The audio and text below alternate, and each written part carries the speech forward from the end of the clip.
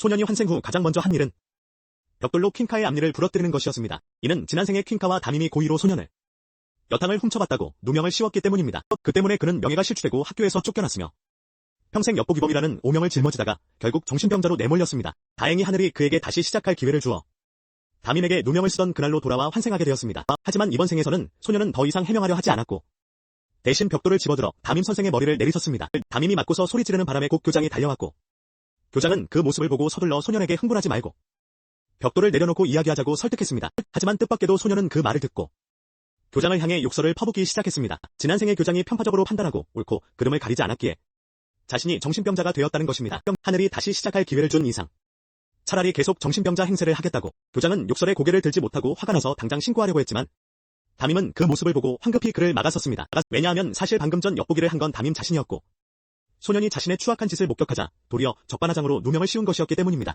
그때 퀸카가 선의를 베푸는 척하며 나서서 소년을 위해 교장에게 사정을 봐달라고 간청했습니다. 그는 오빠예요. 알고 보니 퀸카는 소년의 사촌동생이었으며 소년의 아버지가 자오가의 대를 사위로 들어온 후 줄곧 퀸카 가족에게 무시당해 왔던 것입니다. 퀸카는 소년의 성적 우수함에 질투심을 느껴 담임 선생님과 함께 누명을 키울 방법을 생각해냈다. 퀸카의 선처 요청에 교장은 소년이 사람들 앞에서 죄를 인정하면 더 이상 문제 삼지 않겠다고 결정했다. 하지만 소년은 이를 듣고 고마워하기는커녕 오히려 벽돌을 들고 퀸카 앞으로 걸어갔다. 퀸카가 입을 열기도 전에 갑자기 뛰어올라 벽돌로 퀸카의 앞니를 부러뜨렸다. 지난 생에 소년은 퇴학당한 후 퀸카가 자신을 가만두지 않고 사방에 소문을 퍼뜨려 일자리조차 구하지 못하게 만들었다. 묵은 원한의 새로운 분노까지 더해져 소년은 퀸카를 당장 때려 죽이고 싶었다. 소년이 이미 통제 불능 상태인 것을 보고 교장은 사람들에게 소년을 붙잡아 사무실에 가두라고 명령했다. 당장 학부모를 소환해. 교장은 소년이 갇히고 나면 잠잠해질 것이라 생각했지만 뜻밖에도 소년은 사무실에서 계속 관기를 부렸다. 그는 교장에게 당장 자신을 풀어주지 않으면 학교에 불을 질러버리겠다고 경고했다. 몇몇 선생님들은 안전을 위해